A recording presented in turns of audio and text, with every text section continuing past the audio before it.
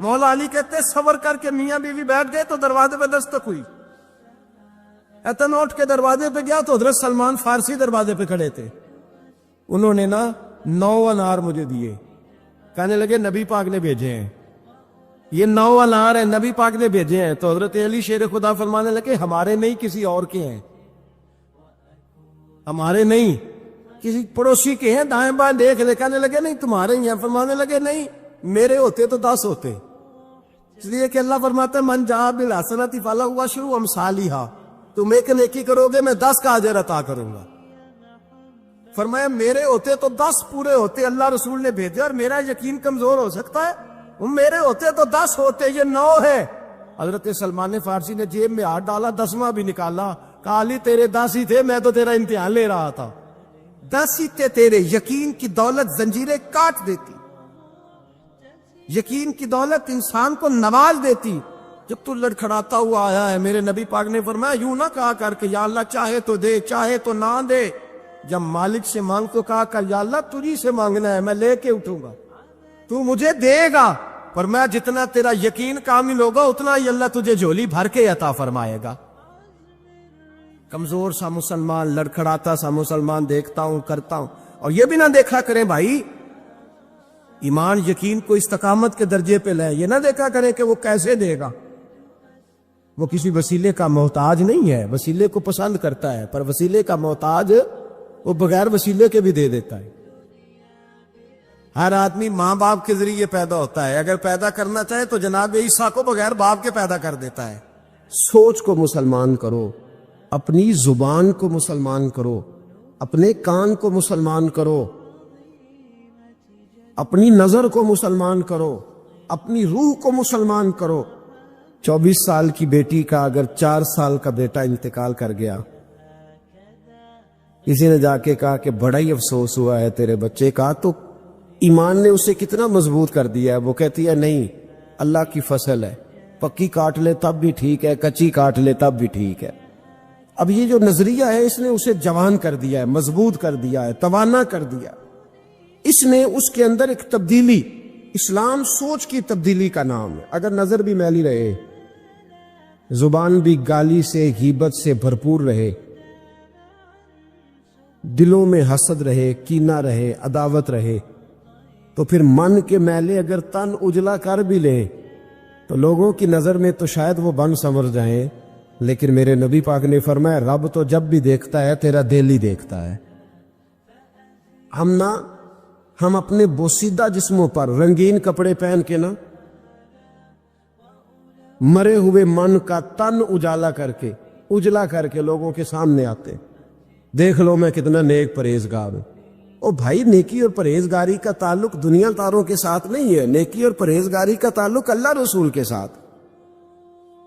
تو بتا تیرا رب رسول کے ساتھ وہ رشتہ کتنا مضبوط ہے.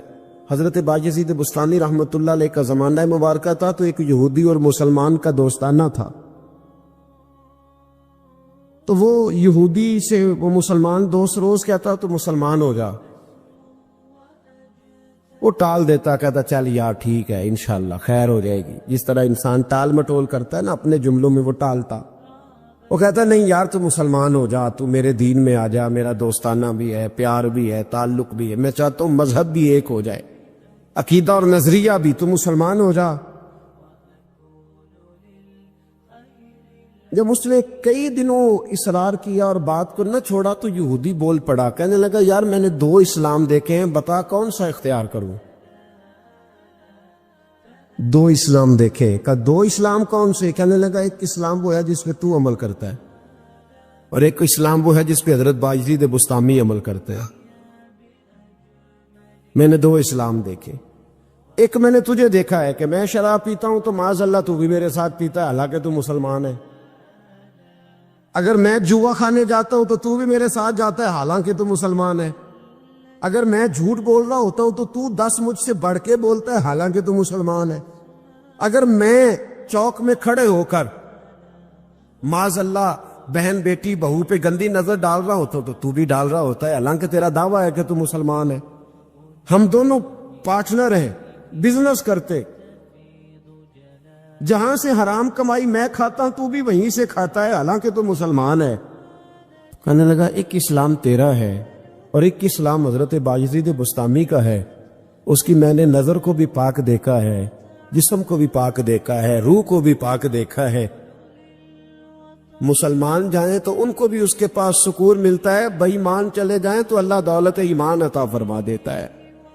ایک اسلام تیرا ہے، ایک اسلام حضرت بایزید کا ہے، تو بتا کون سا دین قبول کروں؟ اگر تو تیرے والا اسلام ہے تو پھر تو اس میں کوئی مسئلہ نہیں، کلمہ ہی ایک پڑھنا ہے، لا الہ الا اللہ محمد رسول اللہ صلی اللہ علیہ وسلم، باقی تو سارے کام وہی ہیں جو یہودیوں والے، عیسائیوں والے، کافروں والے۔ تو ٹھیک ہے پڑھا دے، پڑھ لیتا ہوں،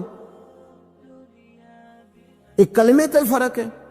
اور اگر اسلام وہ ہے جو حضرت بایزید کا ہے تو پھر تو نہ میرے ساتھ گفتگو کر، پر حضرت بایزید کو کہے مجھے آ کے کہے، اس لیے کہ اگر اسلام وہ ہے جس کی حضرت بایزید جس پر عمل کرتے ہیں تو میں کل بھی کلمہ پڑھنے کو تیار ہوں، میں آج بھی کلمہ پڑھنے کو تیار۔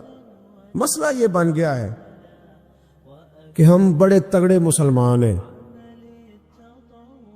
تگڑے، لیکن حال یہ ہے کہ رمضان میں جب سموسے بکتے ہیں نا، جو رمضان میں بھی سموسے بکتے ہیں، جس نے روزے رکھا ہوا ہے دکاندار نے، وہ بھی گندے تیل میں سموسے نکال رہا، گندے تیل۔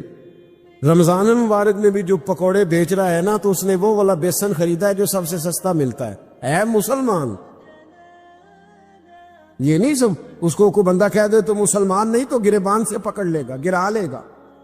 جو چوک میں کھڑا ہے نا، چوک میں بچیوں کے اسکول سے چھٹی ہوئی ہے، کالج سے چھٹی ہوئی ہے، تو جو چوک میں کھڑا ہے اگر آپ اسے بے ایمان کہیں گے تو وہ آپ کو لٹا کے ڈنڈوں سے مارے گا، حالانکہ کھڑا چوک میں ہے، تاڑ رہا ہے مسلمانوں کی بہو بیٹی کو۔ پر آپ بات کرے، وہ کہے گا سب سے بڑا مسلمان میں ہوں، تو کیا ہوتا ہے؟ ہمارے حکمران کہتے ہیں مولانا آپ ہم پہ فتویٰ دیتے، ایک بولتا ہے کہتا ہے میرے گھر میں تو خانہ کعبے کا غلاف پڑا ہوا ہے، ایک کہتا ہے میرے پاس تو مسجد نبوی شریف میں جو صفائی ہوئی تو وہاں سے انہوں نے جو ریاض الجنہ کا قلین اٹھایا وہ میرے پاس پڑا ہے۔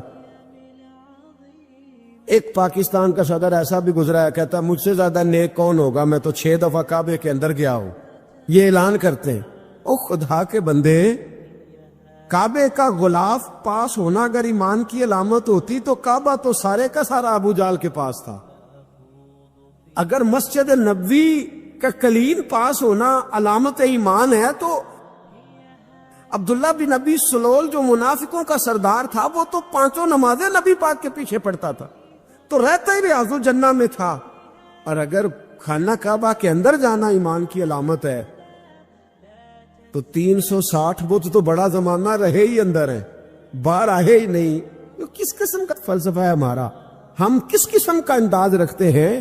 بھئی اسلام یہ ہے کہ تیرے اندر تبدیلی آئے، اسلام یہ ہے کہ تو کسی کو حقیر نہ جانے، اسلام یہ ہے کہ پھر صہیب اور بلال اور عمر ایک صف میں کھڑے نظر آئیں، اسلام یہ ہے کہ حضرت سیدنا ربیعہ بن قعب رضی اللہ تعالیٰ عنہ، کالا رنگ، موٹے ہونٹ، چپٹی ناک، حضرت ربیعہ بن قعب رضی اللہ تعالیٰ عنہ، بڑا خاندان نہیں، بڑی برادری نہیں، پڑھے لکھے نہیں، لیکن پھر اسلام اس کا نام ہے کہ نبی پاک کی وہ غلامی کرے، اور حضور ان سے کہہ دے کہ جاؤ فلانے سردار سے کہہ دو جا کے کہ میں تیری بیٹی کا نکاح اپنے اس کالے رنگ کے غلام سے کرنا چاہتا ہوں، تو وہ غلام جا کے پیغام دے تو باپ اور ماں تو مہلت مانگے سوچنے کی اور کہیں شام کو بتائیں گے، اور بیٹی بول کے کہیں نہیں یہ کفر کا دور نہیں، یہ اسلام کا دور ہے، سوچیں بدل گئی ہیں، کوئی چھوٹا نہیں، کوئی بڑا نہیں، کوئی چودھری نہیں، کوئی کمی نہیں، سارے ایک ہیں۔ اور بیٹی بول کے کہے ابا جی میری فکر نہ کرو، اگر نبی پاک نے کالے رنگ کے حبشی غلام کا رشتہ بھیجا ہے تو آپ مجھ پر زیادہ مہربان نہیں، میرا رسول مجھ پر زیادہ مہربان ہے، آپ مجھے بھیجیں، میں اسی کے ساتھ نکاح کروں گی، مجھے امید ہے رب رسول مجھے ضائع نہیں کر۔ پھر سوچیں بدل جائیں۔ حضرت ربیعہ کہتے ہیں میں وضو کراتا تھا رات کا، میرے نبی پاک نے فرمایا شادی کیوں نہیں کرتا؟ تو میں نے کہا یا رسول اللہ نہ میرے پاس حسن ہے، نہ پیسے ہیں، نہ کوئی کاروبار ہے، مجھے کون رشتہ دے گا؟ میرا روپ بھی نہیں تے میرا رنگ بھی نہیں، میں نے یار مناؤن دا ٹنگ بھی نہیں، کون مجھے رشتہ دے گا؟ کہتے ہیں حضور خاموش ہو گئے. دوسرا دن آیا تو میں وضو کرانے پہنچا تو نبی پاک نے فرمایا شادی کیوں نہیں کرتا؟ کہتے ہیں میں نے کہا حضور کون رشتہ دے گا؟ وہی 3 باتیں دہرائی، نہ پیسے ہیں، نہ حسن ہے، نہ کوئی کاروبار ہے، نہ مکان ہے. فرمایا حضور نے تیسرے دن پھر کہا. جب دوسرا دن ہوا نا تو حضور نے کہا، حضور خاموش ہوئے میرے جواب پر. میں نے کہا یار کتنا بیوقوف ہوں، حضور روز پوچھتے ہیں اور میں جواب ہی نہیں دیتا. کہتے ہیں تیسرے دن میں نے ارادہ کیا آج نبی پاک پوچھیں گے تو میں کہوں گا حضور جیسے دل کرتا ویسے ہی کرا دے. کہتے ہیں تیسرے دن میں گیا، سارا وضو کرا لیا پر نبی پاک نے پوچھا ہی نہیں. میں ارادہ کر کے گیا تھا کہ آج پوچھیں گے تو بتا دوں گا، حضور نے پوچھا ہی نہیں. فرماتے ہیں وضو مکمل ہو گیا، میں دروازے تک چلا گیا تو مصطفیٰ نے آواز دی. فرمایا واپس پلٹنا. میں پلٹا تو حضور نے فرمایا تو شادی کیوں نہیں کرتا؟ کہتے ہیں میں کھل کے مسکرایا. میں نے کہا محبوب تیرے کرم پہ قربان جاؤں، کیا انداز محبت ہے، حضور مہربانی کریں کرا دیں. فرمایا فلاں سردار کے پاس جا، ایک وضو کراتے ہیں. اور اعزاز حضور نے کتنا دیا، جا سردار کے پاس اور اسے جا کے کہہ کہ اللہ کے رسول فرماتے اپنی بیٹی کا نکاح تیرے ساتھ کر دے. فرماتے میں گیا، ماں باپ کو بڑی فکر ہوتی ہے بیٹیوں کی. وہ کہنے لگا میں شام کو خود نبی پاک کی بارگاہ میں آؤں گا. کہتے میں باہر نکلنے لگا تو وہ بچی پردے کی اوٹ سے بولی، کہنے لگی غلام ٹھہر جا، ابا جی آپ کو میری فکر ہے، اماں جی میری فکر ہے، میری فکر نہ کریں. اور یہ نہ دیکھیں آیا کون ہے، یہ دیکھیں بھیجا کس نے ہے. آپ مجھے حوالے کریں نبی پاک کے، حضور کے حوالے کریں، اللہ رسول مجھے کبھی ضائع نہیں کریں گے. حضرت ربیہ کہتے ہیں حضور نے میری شادی کا بندوبست کیا. حضرت بریدہ اسلمی سے کہا کہ تو اس کے لیے کھجور کی گٹھلی کے برابر سونا لا. حضرت حارثہ بن نعمان سے کہا تو اس کے لیے ایک کمرے کا اجرے کا بندوبست کر. حضرت عثمان غنی سے کہا تو نے ولیمہ کرانا اس کا. فرمایا میں تو تھوڑی نوکری کرتا تھا، مصطفیٰ نے ساری زندگی کا ہی بندوبست فرما دیا. یہ مزدور کے ساتھ حضور کا انداز. پہلے میں نے شروع میں کہا کہ مزدور اس بات کو سمجھتا ہی نہیں کہ اس کا مقام کتنا، وہ اس بات کو جانتا ہی نہیں اللہ نے اسے اعزاز کتنا دیا ہے. ملت کا جوان سب سے پہلے تو کبھی کسی کی جیب کی طرف نہ دیکھے. اور یہ بات یاد رکھ لیں، درجنوں بزرگوں کے ارشادات کی روشنی میں ایک موٹی بات بیان کر رہا ہوں. توجہ ہے میری بات پر؟ جس کی توجہ دوسروں کی جیب پہ ہوتی ہے وہ رسوا ہو جاتا ہے. کاہل لوگ جو زندگی میں صرف ہاتھ پھیلانے کے عادی ہوتے ہیں، ان کے دامن میں سوائے رسوائی کے کچھ نہیں آتا، ان کے حصے میں سوائے بدنامی کے کچھ نہیں آتا. اور جو اپنی بازو کی قوت کے زور پر، اقبال کہتے ہیں اپنی دنیا آپ پیدا کر اگر زندوں میں ہے، سر آدم ہے ضمیر کل فقاں ہے زندگی. اپنے لیے خود جینا سیکھے، ملت کے لیے کچھ کرنا سیکھے، اپنی زندگی میں اللہ کے فیصلوں پر راضی ہونا سیکھے. رب کریم کے فیصلوں پہ راضی ہونے کی عادت بنے گی تو ایمان مضبوط ہوگا، توکل مضبوط ہوگا، اللہ تبارک و تعالیٰ کی ذات پر بھروسہ مضبوط ہوگا، حضور کی غلامی میں پختگی آئے گی، شب و روز سکون کے ساتھ گزریں گے، زندگی اطمینان والی ہو جائے گی. بہت سارے لوگ ایسے ہوں گے جو آپ کو رزق کی نظر سے دیکھیں گے. شرط یہ ہے کہ یہ ارادہ کر لیں، یہ ذہن بنا لے کہ جو میرے حق میں بہتر تھا میرے رب نے مجھے عطا فرما دیا، اور جو اللہ نے مجھے نہیں نہ دیا وہ میرے حق میں بہتر نہیں تھا. تو جب انسان راضی بالرضا رہنے لگتا ہے نا، پھر وہ ہر روز نماز پڑھ کے تکلیف نہیں اسے ہوتی، پھر روز درود شریف پڑھ کے وہ یہ نہیں کہتا کہ چلو 2-4 چھٹیاں بھی کر لو، پھر روزانہ تلاوت کر کے اسے کہیں دقت محسوس نہیں ہوتی، چونکہ اب وہ چاہتا ہے کہ جس حال میں میرا رب رسول مجھے رکھیں گے، جو حکم دیں گے میں نے اس سے کوئی تنگی محسوس نہیں کرنی، میں نے اس کے مطابق چلنا. بندے اللہ سے راضی ہی نہیں راضی ہوتے. امام غزالی سے کسی نے پوچھا تھا، امام غزالی سے، کہ حضور اللہ کا بندے سے راضی ہونا کمال ہے یا بندے کا اللہ سے راضی ہونا کمال ہے؟ تو امام غزالی مسکرائے، فرمانے لگے رب تو بڑا ہی مہربان ہے، وہ تو بڑی جلدی راضی ہو جاتا ہے. وہ تو مسجد میں آ کے توبہ کرے تو اللہ راضی، کسی یتیم کے سر پہ ہاتھ پھیرو تو اللہ راضی، وہ تو کسی اندھے کو رستہ دکھایا تو اللہ راضی ہو گیا، وہ تو طوائف نے کتے کو پانی پلایا تو اللہ امام صاحب فرمانے لگے یہ بندہ ہے جو اللہ سے راضی نہیں ہوتا.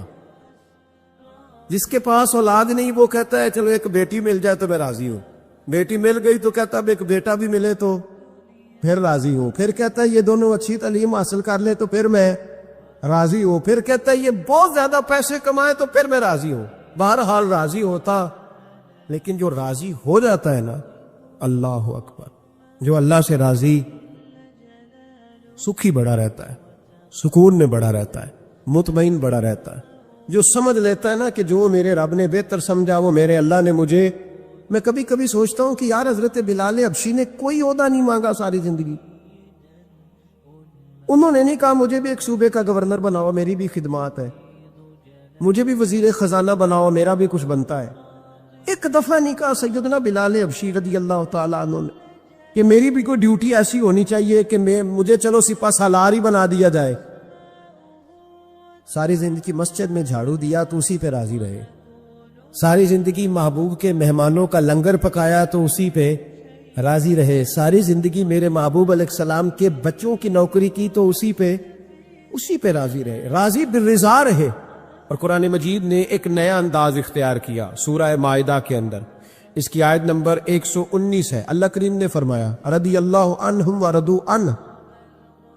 صحابہ کی بات ہو رہی ہے. فرمایا وہ اللہ سے راضی ہے اور اللہ ان سے راضی ہے. حضرت سیدنا موسیٰ علیہ السلام نے عرض کی کوہ طور پہ جا کے مولا میری قوم پوچھتی ہے کہ کوئی ایسا کام بتا جو ہم کریں تو ہم سے راضی ہو جائے. حضرت موسیٰ کی قوم کا خیال تھا کہ تہجد کا حکم آئے گا تو پڑھیں گے، صدقات کا حکم آئے گا تو دیں گے، جہاد کی بات ہوگی تو کریں گے. کچھ جو نیک لوگ تھے ان میں سے انہوں نے یہ پیغام دیا کہ مالک ہمیں بتائے کہ وہ کس کام پہ راضی ہوتا ہے، ہم وہ کام کریں تاکہ اللہ ہم سے راضی ہو جائے. حضرت موسیٰ کلیم کہتے میں نے عرض کی مولا میری قوم پوچھتی ہے کہ کون سا ایسا کام کریں کہ تو راضی ہو جائے. تو رب کریم نے ارشاد فرمایا موسیٰ کہتے میرا خیال تھا کوئی لسٹ ملے گی، لیکن مالک نے ایک جملہ کہا، ایک جملہ، اور تفسیروں کے دریا بہا دیے. عرش کے مالک نے فرمایا موسیٰ ان سے کہو جا کے کہ وہ مجھ سے راضی ہو جائے میں ان سے راضی ہو جاؤں گا. مجھ سے راضی ہو جائے. اگر تم راضی رہتے ہو کہ میرے مالک نے بہترین زندگی مجھے دی پھر اس کا مطلب یہ ہے کہ تم صاحب ایمان ہو. ہمارے زمانے میں لوگوں کی وہ تکلیفیں صبر نہیں ہے، سکون نہیں ہے، بے چینی سی ہے، بے قراری سی ہے. معاشرے میں ایک عجیب سی ہلچل ہے. ہر آدمی سمجھتا ہے کہ وہ سامنے والا جو شخص ہے نا وہ بڑا سکھی ہے اور میں بڑی تکلیف دی. میں اکثر کہتا ہوں اپنے دوستوں کو، میں کہتا ہوں مجھے ایسے لگتا ہے جو سب سے اچھے ماں باپ تھے وہ اللہ نے مجھے عطا فرمایا.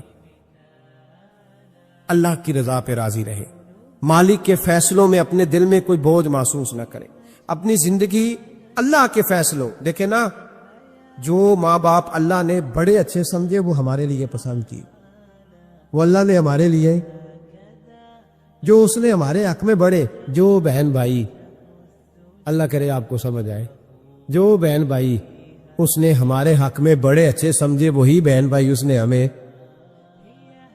عطا کیے. جس بیوی کو اس نے ہمارے گھر کے گلشن میں بہتر سمجھا اس کو لا کے اس نے ہمارے آنگن میں بٹھایا، اور جو اولاد اس نے ہمارے لیے باعث افتخار سمجھی وہ اولاد اس نے ہمیں عطا فرمائی. حضرت نوح علیہ السلام کا بیٹا کافر ہو گیا پر کسی جگہ انہوں نے شکوہ نہیں کیا کہ مالک یہ کافر کیوں ہوا. اللہ کے قبضے میں ہے نا دل، پھیر سکتا ہے نا، مقلب القلوب ہے. لیکن حضرت نوح نے دعا اللہ کی رضا پر راضی رہے، اپنا مزاج بدلے تاکہ معاشرے میں یہ جو گھٹن ہے، یہ جو ٹینشن ہے، یہ جو جھگڑا ہے، یہ جو چھینا چھانی ہے، یہ جو ایک دوسرے پر لوگوں کی نظریں ترشی ہیں، یہ ختم ہو. سمجھو کہ میرے حق میں جو بہتر تھا مالک نے وہ چیز مجھے عطا کر. حدیث پاک سنیے. نبی پاک علیہ السلام نے ایک دن صحابہ سے پوچھا کہ تم کیا سمجھتے ہو، اپنے دل کو جب پوچھتے ہو، دل پہ توجہ کرتے ہو تو کیا جانتے ہو؟ تو صحابہ عرض کرنے لگے یا رسول اللہ جب ہم اپنے دل پہ توجہ کرتے ہیں تو ہم سمجھتے ہیں کہ اللہ نے ہمیں ایمان عطا فرمایا ہے. تو حضور نے فرمایا تمہارے ایمان کی دلیل کیا ہے؟ ایمان کی کوئی دلیل بھی تو ہوتی ہے نا. ہمارے زمانے میں تو کوئی دلیل نہیں. نماز نہیں پڑھتا پھر بھی میں مسلمان ہوں, روزہ نہیں رکھتا پھر بھی مسلمان. جھوٹ صبح سے شام تک. کہتا خبردار کسی نے مجھے ذرا بھی بات کی, سب سے بڑا مسلمان میں ہی ہوں. بددیانتی, دھوکہ, فریب, فرار, لیکن خبردار کسی نے کوئی بات کی, سب سے بڑا مفتی میں ہی ہوں. جرم سارے پائے جاتے ہیں. دلیل کیا ہے بھائی؟ اگر دیکھیں نا, اگر درخت ہے تو دلیل یہ ہے کہ پھل بھی ہے, شاخیں بھی ہیں, لیکن تو صاحب ایمان ہے تو دلیل کیا ہے؟ تو نبی پاک صلی اللہ علیہ وسلم نے صحابہ سے پوچھا کہ تم ایماندار ہو تو دلیل دو. تو بڑے خوبصورت تھے میرے محبوب کے تیار کردہ لوگ. عرض کرنے لگے یا رسول اللہ, ایمان کی دلیل یہ ہے کہ اگر اللہ ہمیں نعمت دیتا ہے تو ہم شکر ادا کرتے ہیں, اگر کبھی مصیبت آتی ہے تو ہم صبر کرتے ہیں, اور یا رسول اللہ ہم اپنے رب کے ہر فیصلے پر راضی رہتے. ہم اپنے اللہ کے ہر فیصلے پر. اب حضور نے رزلٹ کا اعلان کیا تو میرے محبوب فرمانے لگے پھر سنو, میں گواہی دیتا ہوں واقعی اللہ نے تمہیں دولت ایمان عطا فرمائی ہوئی. پھر واقعی اللہ نے تمہیں دولت ہے, اگر تم اپنے رب پر راضی ہو, اگر تم راضی ہو اس کام پر جس پہ اللہ نے تمہیں رکھا ہوا ہے, اگر تمہیں کسی کو دیکھ کر تکلیف نہیں ہوتی, اگر تم نہ حسد میں جلتے ہو, نہ بغض میں, نہ کینے میں, نہ تکبر میں, نہ احساس کمتری کا شکار ہوتے, تو میرے نبی پاک صلی اللہ تعالی علیہ وسلم نے فرمایا کہ قیامت کے دن میری امت کا ایک گروہ ایسا ہوگا جسے اللہ تبارک و تعالیٰ اس طرح جنت میں پہنچا دے گا جیسے کوئی بندہ اڑ کے جنت میں چلا جاتا ہے. وہ جب جنت میں پہنچیں گے نا تو فرشتے ان سے پوچھیں گے تم نے حساب دیا؟ کہیں گے ہمیں تو پتہ ہی نہیں حساب کیا ہے. پل سے رات سے گزرے, کہیں گے خبر ہی نہیں پل سے رات کہاں ہے. تو یہاں کیسے آ گئے؟ کہیں گے اللہ کے فضل سے, اللہ کے فضل سے. تو کہا بتاؤ تو صحیح تمہاری نیکی کیا تھی؟ تو کہیں گے دو باتیں تھی. ایک تو ہم اللہ کے حلال کو حلال جانتے تھے, رب کے حرام کو حرام جانتے تھے, اور دوسرا یہ تھا کہ ہم اللہ کے ہر فیصلے پہ راضی رہتے تھے. اللہ کے ہر فیصلے پہ, تو جو رب کریم کی رضا پہ راضی رہے پھر اسے کسی حساب کتاب کا سامنا نہیں کرنا پڑے گا, پھر اسے پل سے رات کی دشوار گزار گھاٹیوں کا سامنا نہیں کرنا پڑے گا. شرط یہ ہے کہ وہ اللہ کی رضا پہ راضی رہے, وہ اللہ کے فیصلے کو بصیر و چشم مانے, وہ عاجزی اور انکساری کے ساتھ گردن جھکا دے, اپنے مالک کے فیصلوں پر جھکا دے. اللہ نے حضرت ابراہیم کو اولاد نہیں دی, پھر زمانے کے بعد دی, پھر دینے کے بعد کہا کہ جاؤ وادی غیر ذی زر ان میں چھوڑ کے آؤ. سخت گرمیاں ہو جائے تو لوگ بچوں کو اسکول نہیں بھیجتے, چھٹیوں کا اعلان ہو جاتا ہے, لیکن حضرت ابراہیم چھوڑ آئے بچہ. اور بچہ, ایک تو بچہ اللہ تعالیٰ روٹین میں دیتا ہے تو اس کی قدر و منزلت اور ہوتی ہے, اور ایک بندہ بڑی دعاؤں, التجاؤں, خواہشات کے بعد لیتا ہے, اس کی قدر و منزلت. وہ بچہ جو بڑی دعاؤں کے بعد لیا, کا چھوڑ آؤ, کوئی کھانا نہیں, پانی نہیں, دانا نہیں, حضرت ابراہیم چھوڑ آئے. 13 سال اکٹھے رہنے کی اجازت نہ ملی, اور جب اجازت ملی تو کہا اب چھری اٹھاؤ اور بیٹے کی گردن پہ چلا دو. آپ اس کو آسان کام سمجھتے ہیں؟ اتنی تسلیم و رضا, ہر فیصلے پہ راضی ہونا, ہر فیصلے پہ. یہاں ہمارا حال یہ ہے کہ 2 منٹ کے لیے تکلیف آتی ہے تو لوگ واہ ویلا کرتے, شور بچاتے, کفر بولتے. ہر آدمی آپ اس کو ٹٹول کے دیکھیں تو کہتا سب سے تکلیف میں ہی ہوں. کس سولی پہ لٹکے ہوئے ہم؟ آخر کون سا معاشرے کا ایسا دکھ ہے جو صرف ہمارے پاس ہی آ گیا؟ ہر آدمی کہتا ہے مجھے نہ چھیڑنا, سب سے زیادہ غمگین میں ہی ہوں. بھائی بتا تو صحیح نا کہ آخر کون سی ایسی چیز ہے جو مالک نے تجھے عطا نہیں فرمائی؟ لیکن ہماری آزمائشیں ہیں, ہمارے جملے ہیں, ہماری گفتگو ہے کہ ان سے شکوہ چھلکتا, ان سے شکایتیں پوٹ پوٹ کے نیچے گرتی ہیں. ہم یہ سوچتے ہی نہیں کہ ہمیں نہیں پتا ہمارے حق میں بہتر کیا ہے, ہمارے رب کو پتا ہے کہ ہمارے حق میں بہتر کیا ہے. اس لیے لوگ شکایت نہیں کرتے تھے. آج ہر بات پر شکایت ہے, ہر بات پر لوگ شکوہ کرتے ہیں, اور ہر بات پر لوگ اللہ تبارک و تعالیٰ کی بارگاہ ناز کے نافرمان بنتے ہیں. اور پھر سوال کیا, یا اللہ تو راضی ہو جا, یا اللہ تو اور اللہ کیا فرماتے ہیں؟ فرماتے ہیں موسیٰ اپنی قوم سے کہو یہ مجھ سے راضی ہو جائے میں بھی ان سے راضی ہو جاؤں گا۔ حضرت رابعہ بصری رحمت اللہ تعالی علیہ نا طبقہ صوفیاء میں ایک بڑی منفرد حیثیت رکھتی ہیں، علیحدہ ایک مقام ہے، اور ان کی زندگی بتاتی ہے کہ اللہ کی معرفت اور رب تبارک و تعالیٰ کا قرب صرف مرد کے لیے خاص نہیں، اگر عورت بھی توجہ کرے تو اللہ اسے بھی خزانے کھول کے عطا فرماتا ہے، اسے بھی اللہ خزانے کھول۔ حضرت رابعہ بصری اکثر نہ اولیاء اللہ کی مجالس میں جا کے بیٹھتی تھی، بیٹھتی پردے کے اندر تھی لیکن بیٹھا کرتی۔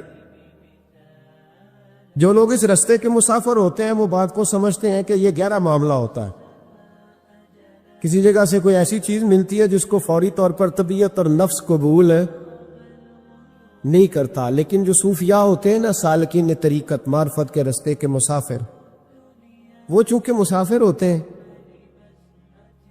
تو انہیں جو بندہ بھی منزل کا رستہ بتاتا ہے وہ اس کی بات غور سے سنتے، اعتراضات نہیں کرتے، شکوے نہیں کرتے، بن کے نہیں بیٹھ جاتے۔ ہمارے زمانے میں مسافر نہیں ہیں طریقت کے، ہمارے زمانے میں یہاں مرید کامل ہے، یہاں پھر پیر ہیں جو مطلق العنان ہے، جن کے سامنے جو سوال ہی نہیں پیدا ہوتا کسی اور کی بھی سنے، ممکن نہیں۔ حضرت رابعہ بصری بیٹھی تھی، حضرت سفیان ثوری بہت بڑا نام ہے، یہ وہ شخصیت ہے کہ جب جایا کرتے تھے تو اولیاء اللہ کھڑے ہو کے ان کا استقبال کرتے، بغداد میں اتنا بڑا درجہ تھا ان کا۔ حضرت جعفر بن سلیمان بھی بیٹھے تھے، سفیان ثوری بھی بیٹھے تھے۔ تو حضرت سفیان ثوری دعا مانگنے لگے، جناب رابعہ بصری پردے کے اندر بیٹھی ہوئی تھی، دعا مانگنے لگے، اے اللہ مجھ سے راضی ہو جا، اے اللہ مجھ سے راضی ہو جا، اے اللہ مجھ سے۔ دیر تک دعا مانگتے رہے تو بی بی شہبہ، مائی شہبہ اندر سے بول پڑی ناراض ہو کے، کہنے لگی بس کر سفیان، کیا دعا مانگ رہا ہے تو، کب سے میں سن رہی ہوں، بس کر، کیا ہوا، تو کیوں ناراض ہوتی ہے؟ فرمانے لگی سفیان تو نے ایک بار بھی کہا میں نے برداشت کیا، دوسری بار بھی کہا، بتائیے دعا ٹھیک ہے کہ نہیں ان کی؟ اے اللہ تو مجھ سے راضی ہو جا، اس دعا پہ ناراض ہوگی مائی صاحبہ، کہنے لگی تو نے ایک بار بھی مانگی تو میں چپ رہی، دوسری بار بھی مانگی تو اب تو چپ ہی نہیں کر رہا، بس کر۔ تو حضرت سفیان کہنے لگے چل میری اصلاح کر دے، تو مائی صاحبہ کہنے لگی تو یہ تو کہہ رہا ہے یا اللہ راضی ہو جا، یا اللہ راضی ہو جا، پہلے تو بتا تو اللہ سے راضی ہے؟ پہلے اپنے نفس پر نظر ڈالنا، تو راضی ہے؟ روز نہیں مانگتا کہ 2 کروڑ چاہیے، 6 کروڑ چاہیے انسان کا نفس، روز نہیں کہتا بڑی گاڑی چاہیے، روز نہیں کہتا میرے بھی ٹھاٹ باٹ ہو، میں بھی بڑی گاڑی میں کھڑے ہو کے لوگوں کو ہاتھ لہرا کے لیڈر بنوں، روز نہیں کہتا میرا بھی بڑا نام ہو، پہلے بتا نا تو راضی ہے؟ حضرت سفیان ثوری نے جب بات سنی تو جھگڑا نہیں کیا، بلکہ اللہ اکبر کہا، چیخ مار کے رونے لگے، کہنے لگے رابعہ تو سچ کہتی ہے، ابھی تو میں اس منزل تک نہیں پہنچا کہ میں رب سے راضی ہو جاؤں تو میں اسے راضی کرنے چلا ہوں، تو سچ کہتی ہے۔ قریب ہی حضرت جعفر بن سلیمان بیٹھے تھے، وہ بی بی رابعہ کے پاس گئے، کہنے لگے مائی صاحبہ مجھے تو بتا دے آخر بندہ اللہ سے راضی ہوتا کب ہے، یہ منزل شروع کب ہوتی ہے؟ تو آپ فرمانے لگی اس وقت کہ بندے کا جو حال نعمت ملنے پہ ہوتا ہے نا، جب وہی حال اس کا مصیبت آنے پہ ہو تو پھر سمجھو وہ اپنے رب سے راضی ہو گیا۔ سرکار دو عالم علیہ السلام نے فرمایا ایک آدمی نے 500 سال بغیر ریاکاری کے اللہ کی عبادت کی، 5 سال نہیں ہوتی بغیر ریاکاری کی۔ تہجد پڑھنے والا جب تک 6 لوگوں کو بتا رہا نہ دے تہجد پڑھیے، اتنی دیر تو تہجد آگے بڑھتی نہیں، کم از کم 6 بندوں کو پتا ہونا چاہیے۔ اور میرے جیسے حاجی نمازیوں کا تو دل کرتا ہے کہ وظیفے پہ بندہ رکھا جائے جو تعریفیں کرے صبح و شام۔ حاج صاحب کی کیا بات ہے، حضرت صاحب کی وظیفہ دیں گے اس کو مہینے کا، اور وہ تعریف کرے کھول کے کہ آپ کی بڑی بات۔ یہ مرض ہے، تعریف سننا نا، یہ بیماری ہے۔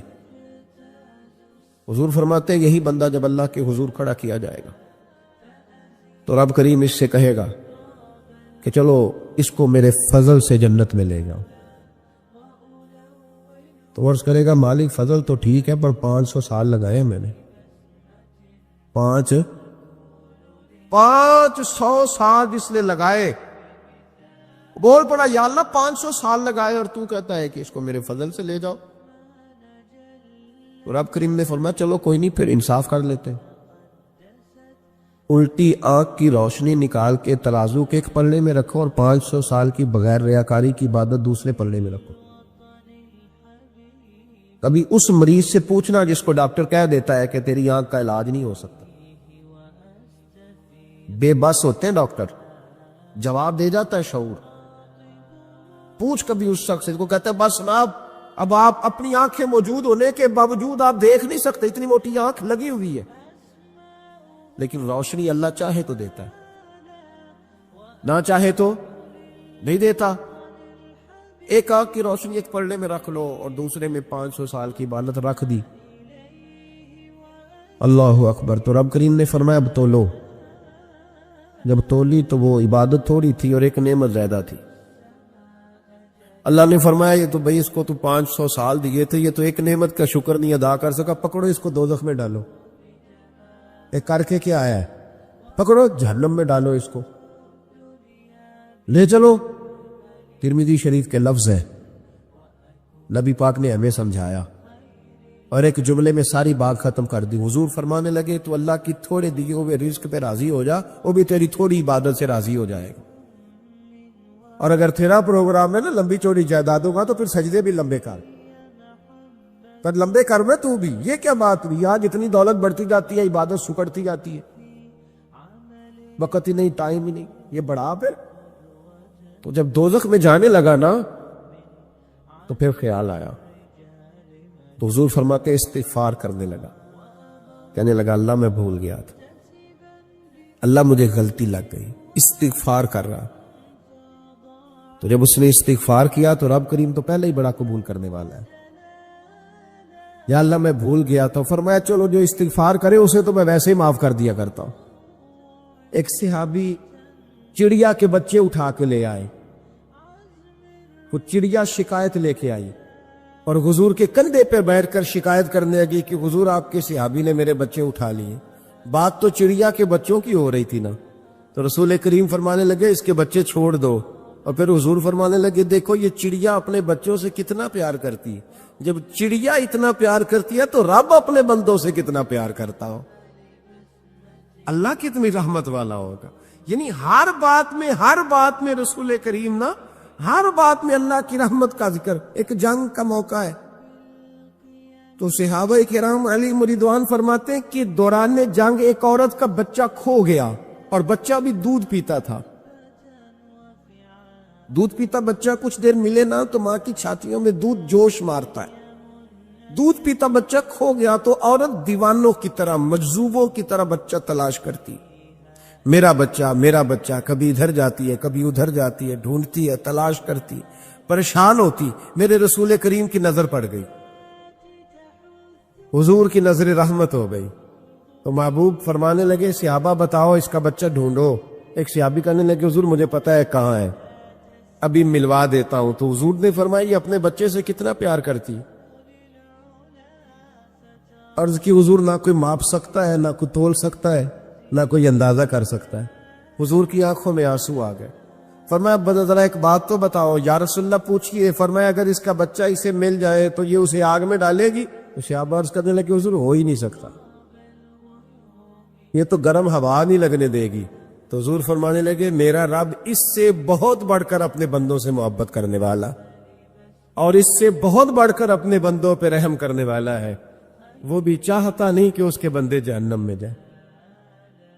امام غزالی نے بڑی خوبصورت روایت لکھی.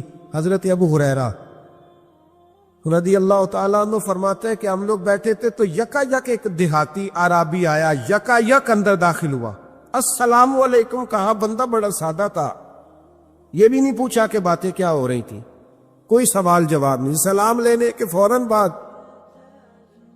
عرض کرتا یا رسول اللہ ایک مسئلہ پوچھنا تھا. کہتے ہم حیران ہو گئے کہ یار پہلے پوچھ تو لے, پہلے کیا بات ہو رہی, آتے ہی اپنی چھیڑ دی ہے. ایک مسئلہ پوچھنا. تو حضور نے فرمایا پوچھو. عرض کرنے لگا حضور یہ بتائے قیامت والے دن حساب کس نے لینا ہے؟ تو محبوب مسکرائے، فرمایا بولے آدمی سادی سی بات ہے، حساب اللہ نے لینا ہے۔ کہتے وہ بات سن کے نا تو چل پڑا، جواب سن کے تو چل پڑا، رکا ہی نہیں۔ تو حضور نے فرمایا ٹھہر تو جا، پہلے تو آیا ہے، سلام لی ہے، بات بھی کوئی نہیں کرنے دی، دھڑام سے اندر داخل ہوا ہے، اور سوال کا جواب لیا، اور پھر تو نے تبصرہ ہی نہیں کیا تو نکل گیا ہے۔ یا رسول اللہ حکم کرے۔ فرمایا کیا پوچھ رہا تھا؟ حضور پوچھا ہے کہ حساب کون لے گا؟ تو حضور فرمانے لگے میں نے بتایا اللہ لے گا، تو بولا کیوں نہیں؟ کہنے لگا یا رسول اللہ بس اتنا ہی پتہ کرنا تھا، اگر اللہ نے حساب لینا ہے تو پھر ہم نے باچی جانا ہے انشاءاللہ، تا پھر باچی جانا ہے۔ تو حضور فرمانے لگے کس طرح؟ کہنے لگا یا رسول اللہ جب وہ کریم غالب آئے گا نا، جب اس کا غلبہ آئے گا تو وہ بڑا کریم ہے، اس نے معاف ہی کرنا ہے، اس نے معاف ہی کرنا ہے، اس نے کرم ہی کرنا ہے۔ عدل کرے تے تھر تھر کمبل، عدل کرے تے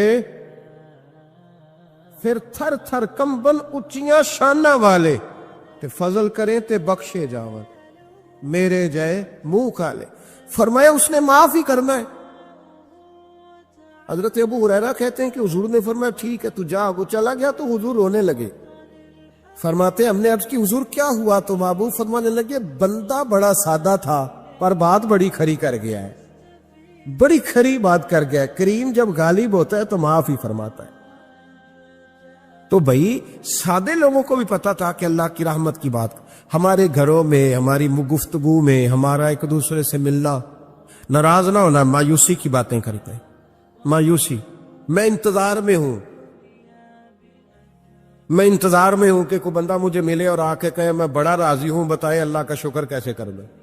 میں انتظار میں ہوں، اتنے سالوں میں مجھے بندہ کوئی نہیں ملا، جو ملا اس نے یہی کہا پریشان بڑا ہوں دعا کر دیں۔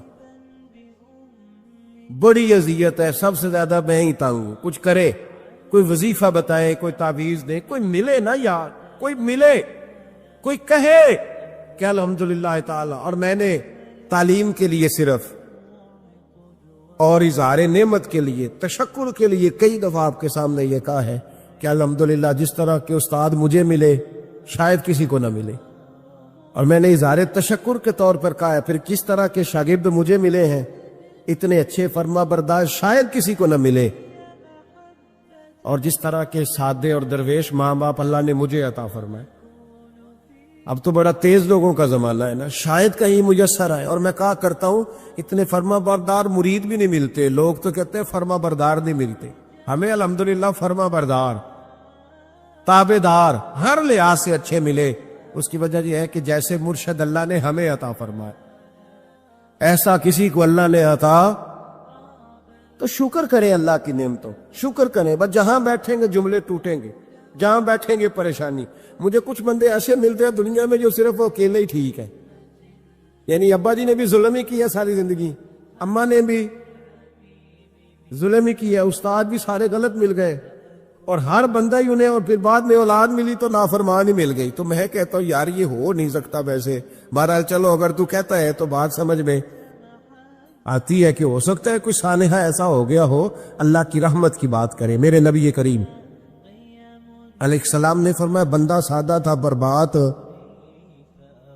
پتے کی کر گیا۔ یہاں تک لکھا امام صفوری نے کہ قیامت کے دن اللہ ایک بندے کے لیے دوزخ کا حکم دے گا، بندہ جہنم کی طرف جا رہا ہے، فرشتے زنجیریں ڈال کے کھینچ کر لے جا رہے ہیں، بندہ جا رہا ہے دوزخ کی طرف، فرشتے کھینچتے ہیں تو پھر مڑ کے پیچھے دیکھتا ہے۔ توجہ ہے میری بات پر؟ ادھر دیکھنا ذرا، وہ کئی دفعہ کسی کو کھینچتے ہیں نا تو مڑ مڑ کے پیچھے دیکھتا ہے۔ چلو آپ کو سمجھاتا ہوں، سمجھ آ جائے گی۔ وہ جب سکول جانے کو دل نہیں نہ کرتا تھا جی، انتے سی لیکچر دینے نا اپنے بچیاں نو، اور بڑا 1.5 گھنٹے کا، بچے ناراض نہ ہو جائے، جب وہ کبھی جس نلائق کا سکول جانے کو دل اور اس کو کھینچتے تھے تو وہ پلٹ پلٹ کے پیچھے جاتا نہیں۔ اسی طرح مدرسے میں بھی جب آتے ہیں تو کئی بچے ایسے ہوتے ہیں جو آتے نہیں تو کھینچ کھینچ کے نہیں لے جاتے کئی دفعہ، تو جب کھینچ کے فرشتے جہنم کی طرف لے جا رہے ہیں، کھینچتے ہیں تو پلٹ کے پھر پیچھے دیکھتا ہے، پھر فرشتے کھینچتے ہیں پھر پیچھے دیکھتا ہے، پھر فرشتے، ذرا نظارہ دیکھنا، دوزخ کو لے جا رہے ہیں، پلٹ پلٹ کے اللہ کی طرف دیکھتا ہے، دوزخ کا دروازہ آ گیا، پھر پیچھے دیکھ رہے ہیں، رب کریم نے فرمایا اسے واپس بلاؤ، رحمت دا دریا الہی، بلاؤ اسے واپس آیا۔ اللہ نے فرمایا بتا تو پلٹ پلٹ کے کیا دیکھتا تھا؟ ویسے اللہ کو نہیں پتا کیا دیکھ رہا ہے، کیا دیکھ رہا تھا؟ تو رو پڑا، عرض کرنے لگا مالک میرا یقین تھا کہ تو بڑا ہی کریم ہے، اللہ میرا ایمان تھا تو بڑا رحیم ہے، اللہ میرا ذہن تھا تو معاف کرنے والا ہے۔ جب فرشتے کھینچتے تھے نا تو شیطان مجھے کہتا تھا اب تو جہنم میں جائے گا، پر میرا یقین کہتا تھا نہیں، رب نے معاف کر دینا ہے، اللہ نے معافی دے دینی ہے، بخشا جاؤں گا۔ پھر شیطان کہتا تھا جب فرشتے کھینچتے تھے، میں کہتا تھا نہیں معافی مل جائے گی، یا اللہ دوزخ کا دروازہ آ گیا پر میری امید نہیں ٹوٹی، اللہ دروازہ جہنم کا آ گیا پر میری امید نہیں ٹوٹی۔ اور جب میں نے آخری دفعہ پلٹ کے دیکھا تیری آواز آئی کہ واپس لاؤ، تو میرے اندر سے آواز آئی کہ لے بھئی تیرا یقین جیت گیا ہے، تیرا ایمان جیت گیا ہے، تیرے اندر کی روحانیت کامیاب ہو گئی۔ بندے اور رب کی باتیں ہو رہی ہیں تو فرشتے چپ کر کے کھڑے ہیں، تو رب نے فرمایا تم خاموش کھڑے ہو، عرض کی یا اللہ اب اس کا کرنا کیا ہے؟ فرمایا کرنا کیا ہے؟ جو میری رحمت کی اتنی زیادہ امید رکھے اسے جہنم میں ڈال دوں؟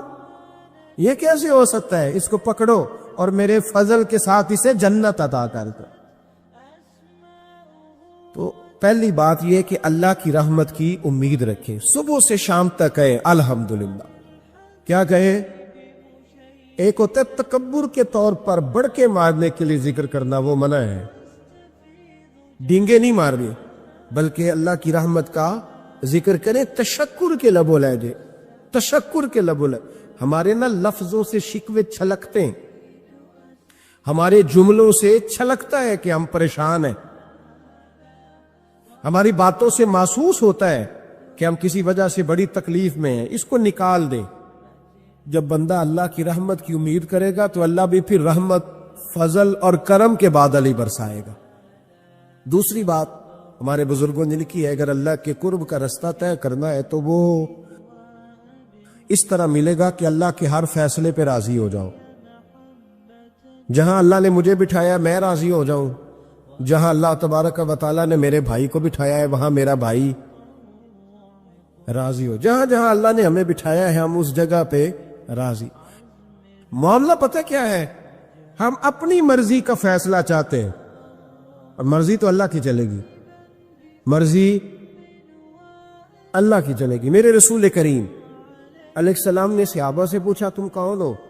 حضور مومن، فرمائی ایمان کی دلیل دو۔ یہ بات مجھ سے کو پوچھے تو شاید میں جھگڑا کروں کہ ایمان کی دلیل۔ حضور نے فرمایا کون ہو؟ یا رسول اللہ مومن، فرمایا دلیل دو۔ حضور دلیل ہے ہمارے پاس، دو۔ یا رسول اللہ اللہ نعمت دیتا ہے تو ہم شکر ادا کرتے، مصیبت ڈالے تو صبر کرتے، اور جو فیصلہ اللہ ہمارے حق میں کر دے ہم اس پر راضی رہتے ہیں۔ میرے محبوب کا چہرہ خوشی سے کھل اٹھا، فرمایا تمہیں مبارک ہو، تم تو واقعی بڑے پکے مومن ہو، تم مومن ہو، اگر اللہ کے فیصلوں پہ راضی رہتے ہو تو پھر تم۔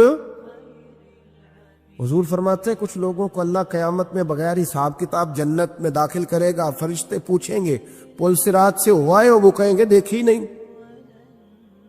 میزان عمل تلوائے؟ وہ کہیں گے دیکھا ہی نہیں۔ کیسے آ گئے؟ تو کہیں گے خدا کے فضل سے آ گئے۔ فرشتے پوچھیں گے تمہارا عمل کیا تھا؟ وہ کہیں گے کچھ بھی نہیں، عام لوگوں کی طرح نماز پڑھتے تھے، روزہ رکھتے تھے، حج فرض ہوا تو کیا، زکوٰۃ اگر ہمارے اوپر لاگو ہوئی تو دی، عام روٹین کے معاملات۔ تو فرمائے اتنی بڑی فضیلت کے بغیر حساب کتاب جنت، کوئی تو وجہ ہوگی۔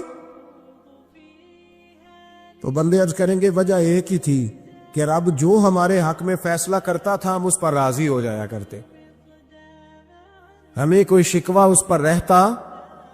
علامہ ڈاکٹر محمد اقبال رحمت اللہ علیہ، توجہ ہے میری بات پر؟ ادھر دیکھنا ذرا میری طرف، اللہ آپ کو خوش رکھے۔ کچھ لوگ نا جی کہتے ہیں ڈاکٹر اقبال نے داڑھی کیوں نہیں رکھی تھی؟ تو یہ غلطی کی علامہ اقبال نے، رکھنی چاہیے تھی انہیں. ناراض ہو گئے آپ لوگ. جو جس کی غلطی ہے وہ اس کی یہ غلطی ہو گئی ان سے, انہوں نے نہیں ٹھیک کیا. اب اقبال کے داڑھی نہ رکھنے سے کیا سنت کی مخالفت پر اسے ڈگری دی جائے گی؟ وہ میں ہی کیوں نہ ہوں. جو کام خلاف سنت ہے وہ بہرحال ہے. لیکن میرا سوال یہ ہے کہ اقبال نے صرف داڑھی نہیں رکھی, باقی سارے کام اچھے کیے, تو آپ باقی کے تو سارے اچھے کر لینا. اقبال نے جو کام کیا, جو دین کا درد دیا, جو پیغام دیا, جو جد و جہد کی, اس کو تو سمجھ لو نا. مطلب صرف داڑھی پہ آ کے دلیل پکڑتے ہو. علامہ اقبال نے مکان بھی نہیں بنایا اپنا. کتنا بڑا آدمی ہے, کوئی جائیداد ہے اس کی؟ تسی بھی چھڈو مکان سارے. اقبال وہ دیکھے نا, بابے بلے شاہ کی لوگ مثال دے دیں کہ بابا صاحب مجذوب آدمی تھے, تو بابا صاحب کے حصے میں تو کئی مربع زمین آتی تھی, وہ بھی انہوں نے نہیں لی. ہمارا ملنگ روٹی کا اس کو پتا ہے, نوٹوں کا بھی پتا ہے کہ 5000 والا کون سا ہے, 100 والا کون سا ہے. باقی ٹائم وہ بابا بلے شاہ بن جاتا ہے. یہ کون سا سٹائل ہے کہ مرضی کی چیز آئی تو قابو کر لی؟ تو ڈاکٹر اقبال نے یہ درست کیا, لیکن اس کے باوجود ہمارا نظریہ ہے کہ اللہ اس کی یہ خطا معاف کرائے گا, پر بندہ بڑا باکمال تھا. یہ بڑی خوبی تھی, اور اس میں بھی کچھ حکمت ہوگی, کچھ باتیں ایسی انہوں نے لکھی ہیں بعض جگہوں پہ. لیکن اقبال کی جو معرفت ہے, جو حسن ہے, جو وقار ہے ان کے لب و لہجے میں, اس کا انکار کیا جا سکتا نہیں. لیکن اس کو ہم ڈیفینڈ بھی نہیں کرتے. جو کسی میں کوئی کمزوری ہے وہ بہرحال اس کی. وہ ایک سوال بڑا اٹھتا تھا, لوگ کہتے تھے کہ آپ روز داڑھی کی بات بھی کرتے ہیں اور علامہ اقبال کی بات بھی کرتے ہیں, تو میں نے آج اس کی وضاحت کر دی.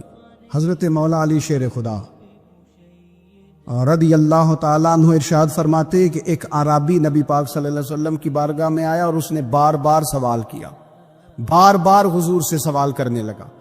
سرکار کی عادت تھی کہ جب آپ کی طبیعت مبارک, مزاج مبارک بڑا ٹھنڈا ہوتا تھا تو آپ سوالوں کے جواب دیتے, اور جب کوئی سوال کا جواب نہ دینا چاہتے تو خاموش ہو جاتے. لیکن اس نے بار بار اصرار کیا نا. یہ مجموع الزوائد میں حدیث موجود ہے, راوی ہے مولا علی شیر خدا. دیکھیں حضور کا نور دینے کا شوق کتنا ہے. نبی پاک صلی اللہ تعالیٰ علیہ وسلم سے جب اس اعرابی نے بار بار سوال کیا نا, تو پھر حضور خود فرمانے لگے, چل کر مانگ تو کیا مانگتا ہے. مولا علی فرماتے ہمیں بڑا رشک آیا, ہمیں بڑا ناز آیا. ہم نے کہا کیا بات ہے؟ حضور نے فرمایا مانگ, کیا مانگتا ہے؟ اب یہ نبی پاک سے جنت مانگے گا, اور دنیا میں بیٹھے بیٹھے اپنے لیے جنت کی ٹکٹ بک کرا لے گا, اپنے لیے یہ جنت کے اندر بہترین محل اپنے لیے الاٹ کرا لے گا. لیکن بڑا ہی بولا تھا. میں کیا کروں, آج بھی اس طرح کے بولے بے شمار ہیں. عقیدت سے جاتے ہیں, کامل شیخ کے پاس جاتے ہیں, مانگتے کہیں جا کے دنیا کی دولت, یعنی کاروبار نہیں چلتا. یہ تو بات کسی سیٹ سے بھی کر لیتے تو اچھے کاروبار کا مشورہ دے دیتے. تم کسی درویش کے پاس گئے تھے تو اس سے مصطفیٰ کی نظر کرم مانگنی تھی, اس سے اللہ کی رحمت کا سوال کرنا, اس سے کہنا تھا کہ ایک خیر کی نظر ڈالی, انظرنا, یہ کہنا چاہیے تھا. یہاں کیا انداز ہے, عام دام برسرے. مطلب مولا علی شیر خدا فرماتے ہیں ہمارا خیال تھا جنت مانگے گا, پر بڑا بھولا آدمی تھا. کہنے لگا یا رسول اللہ صلی اللہ علیہ وسلم, میں نے سفر کرنا ہے, مجھے سواری کے لیے ایک اونٹ دے دے. تو حضرت علی فرماتے ہیں ہمیں اس نے سوال تو کیا, پر جو ہماری طبیعت تھی اس مطابق اس نے نہیں کیا. یعنی جس طرح کا دروازہ تھا اس طرح کی بھیک نہیں مانگی. اس نے اونٹ مانگا, حضور نے فرمایا چل دیا تجھے. گویا حضور نہ دھیرے دور کرنا چاہ رہے ہیں اس کے. فرمایا چل اونٹ دے دیا, اب تو کچھ اور بھی مانگ لے. حضرت علی کہنے لگے لو بڑے نصیب والا, ایک چانس اور ملا. تو کہنے لگا حضور اس طرح کریں, جو اونٹ پر کجاوا باندھا جاتا ہے وہ بھی دے دے. تو حضرت علی شیر خدا فرمانے لگے ہم نے کہا تیرا اللہ بھلا کرے, تو کہاں اڑ گیا ہے. حضور نے نا مسکرا کے ایک تیسرا موقع دیا, فرمایا چل تجھے کجاوا بھی دیا, کچھ اور مانگ لے. کہنے لگا حضور سفر بڑا لمبا, آنے جانے کا خرچہ بھی دے دے. تو سرکار دو عالم صلی اللہ علیہ وسلم مسکرائے, فرمایا جا تجھے دیا. پھر حضور نے ایک مثال بیان کی اور فرمایا تجھ سے تو بنی اسرائیل کی وہ بوڑھی ہی اچھی تھی. یا رسول اللہ کون سی؟ فرمایا حضرت موسیٰ علیہ السلام جب اپنے وطن سے ہجرت کر رہے تھے, گھوڑوں پر بیٹھے اونٹوں پر بیٹھے لیکن اونٹ گھوڑے جاتے نہیں تھے، واپس لوٹتے تھے. حضرت موسیٰ علیہ السلام نے عرض کی اللہ یہ جاتے کیوں نہیں؟ تو رب کریم نے فرمایا اس لیے نہیں جاتے کہ جہاں سے آپ ہجرت کر رہے ہیں نا وہاں ایک جگہ پہ حضرت یوسف علیہ السلام کا تابوت دفن ہے، جناب یوسف علیہ السلام کی قبر مبارک ہے، آپ وہ تابوت بھی نکال کے ساتھ لے جائیں. یہ اگر رب نے بتا دیا تو اللہ یہ بھی تو بتا سکتا ہے نا کہ قبر کہاں ہے. یہ بتا دیا تابوت کہاں، یہ نہیں بتایا. تابوت لے جائیں یہ نہیں بتایا کہاں ہے. یہ حضرت موسیٰ علیہ السلام آپ خود تلاش کریں گے تو حضرت موسیٰ علیہ السلام نے بنی اسرائیل کے لوگوں سے پوچھا کہ وہ کہاں ہے تابوت حضرت یوسف کا، تو وہ کہنے لگے ہمیں تو نہیں پتہ. ایک بوڑھی اماں ہے پرانی، اسے پتہ ہے. حضرت موسیٰ علیہ السلام اس بوڑھی سے ملے تو فرمایا بتا دے کہ وہ تابوت کہاں ہے، حضرت یوسف کی قبر کہاں ہے. آج لوگ کہتے ہیں مزاروں پہ نہیں جانا چاہیے، تو پڑھو نا یہ حدیث کھول کے. نبی پاک صلی اللہ تعالی علیہ وآلہ وسلم فرماتے ہیں کہ دیکھو قبر کا رستہ، مزار کا رستہ بتانے کا وہ عورت قیمت مانگ رہی ہے. حضرت موسیٰ کی ملاقات ہوئی تو آپ نے فرمایا مت میں پتہ ہے جناب یوسف کا مزار کہاں ہے، قبر کہاں ہے؟ کہنے لگی پتہ ہے. آپ نے فرمایا بتا دے. کہنے لگی مفت کیسے بتا دوں؟ ابھی تو لوگوں کو مزاروں میں جانے کی دلیل نہیں مل رہی، اور یہاں وہ بوڑھی کہتی ہے اور بیان کر رہے ہیں میرے نبی پاک صلی اللہ علیہ وسلم. اور بوڑھی کہنے لگی مفت نہیں بتاؤں گی. تو حضرت موسیٰ فرمانے لگے قیمت لے لے. کہنے لگی بالکل آپ قیمت دیں گے تو بتاؤں گی. فرمایا قیمت کیا ہے؟ کہنے لگی قیمت یہ ہے کہ جنت میں مجھے بھی اس محلے میں مکان چاہیے جس میں حضرت موسیٰ علیہ السلام کا مکان ہو. اس محلے میں مجھے بھی مکان چاہیے اسی درجے میں آپ کے ساتھ.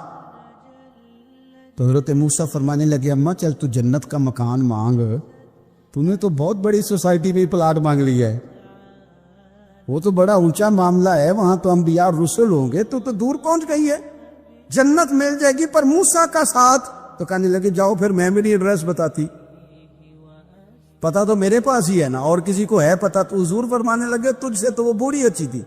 جب وہ بی بی اڑ گئی کہنے لگی نہیں بتاتی. تو حضرت موسیٰ علیہ السلام عرض کرنے لگے مالک اب کیا کرنا ہے؟ تو رب کریم نے فرمایا موسیٰ آپ جنت میں اپنے پڑوس والے مکان کا وعدہ آپ کر لے اور بوڑھی کو وہ مکان عطا میں کر دوں گا. آپ وہ مکان کا وعدہ کر لیں دے رہی ہے. حضرت موسیٰ نے وعدہ کیا، پھر بی بی نے پتہ بتایا حضرت یوسف کے مزار کا، اور پھر وہاں سے حضرت یوسف کا تابوت نکال کے لے گئے. حضور فرمانے لگے او بولے تو نے کیا مانگا؟ اونٹ، کجاوا، خرچہ؟ او کاش میں نے تجھے کہا تھا تو نے کچھ مانگا ہوتا. میرے رسول پاک اپنی امت کی توجہ دلاتے ہیں. حضور فرماتے ہیں تمہارے نبی کے پاس بڑا کچھ ہے، آؤ آؤ مانگ لو، اب تنگی یہ داماں پہ نہ جا، اور بھی کچھ مانگ. ہے آج وہ مائل بات اور بھی کچھ مانگ، نہ بیس میں الجھ طلب کر مانگ. مانگا پھر بریلی کے امام نے. کہنے لگے ماہ مدینہ اپنی تجلی عطا کریں. یہ ڈلتی چاندنی تو پہر دو پہر کی ہے، مہربانی کریں یا رسول اللہ، ایک تجلی، ایک مہربانی کر دے. رسول پاک صلی اللہ علیہ وسلم ایک نا اور بہت بڑا اندھیرا ہے، وہ ہے غربت کی مایوسی کا اندھیرا. میرا دل کرتا ہے کہ میں اپیل کروں حکومت وقت سے کہ بڑا کچھ مناتے ہو، میرے نبی کا میلاد عالمی طور پر مناؤ، اور انہیں بتاؤ کہ رسول پاک صلی اللہ علیہ وسلم نے یہ نہیں فرمایا کہ ہم ہر غریب کو امیر کریں گے، بلکہ میرے نبی نے یہ کہا ہے کہ ہم غریب کو عزت اتنی دے دیں گے، غریب کو عزت اتنی دے دیں گے کہ امیروں کا بھی غریب ہونے کو دل کرے گا. یہ اندھیرا حضور نے دور فرمایا ہے، یہ اندھیرا دور کیا ہے. تو یہ جو غربت ہے نا اس کا بھی ایک اندھیرا ہے، اور یہ غریب مایوس پیچھے ایک ہوتے ہیں بے تکلف دوست.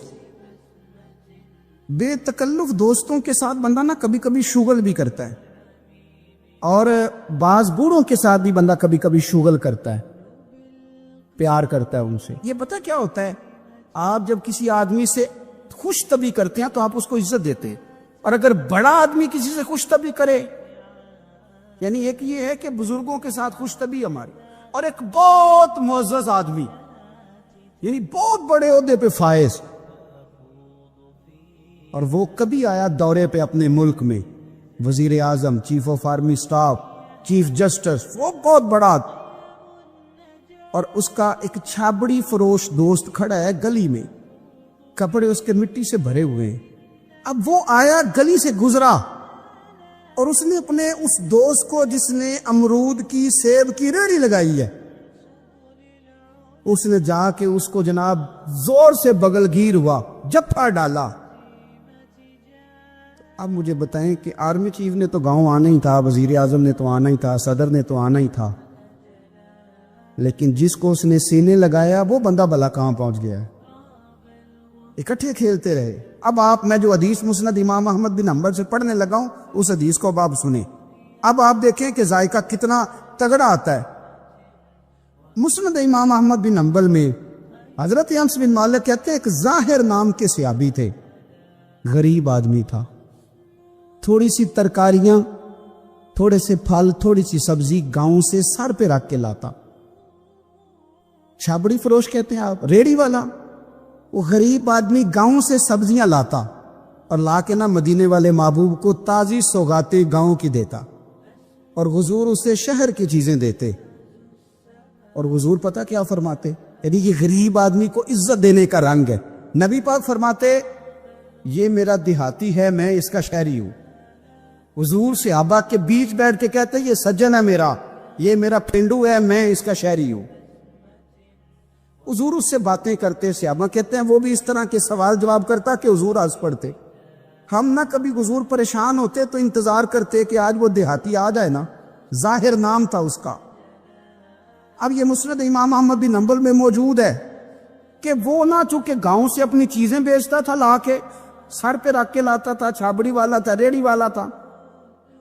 نبی پاک صلی اللہ تعالی علیہ وسلم نا ایک دن مدینے کے بازار سے گزر رہے تھے, تو وہ دکان پہ کھڑا ہے, اپنی چیزیں بیچ رہا ہے, شہر کی خرید رہا ہے. یہ کام آج پیر صاحب نہیں کرتے, مولوی صاحب نہیں کرتے, یہ کام ایس ایچ او بھی کوئی ہو جائے تو وہ بھی نہیں کرتا, اس لیے کہ پھول لگے ہوئے ہیں. سنو میرے یارو, یہ رنگ ہے غریبی کے اندھیروں سے نکالنے والا, یہ رنگ ہے فقیر کو, غلام کو عزت دینے والا. وہ اپنے دھیان خریداری کر رہا ہے. صحابہ کہتے ہیں نبی پاک نے اسے دیکھ لیا بازار میں سے, تو حضور نہ ہلکے ہلکے قدم اٹھانے لگے. یار بھی یار کے لیے اٹھاتا, چھپتا چھپاتا پہنچتا ہے. او یار میں نہیں بات کر رہا چیف آف آرمی سٹاف کی, میں نہیں بات کر رہا وزیر اعظم اور صدر کی,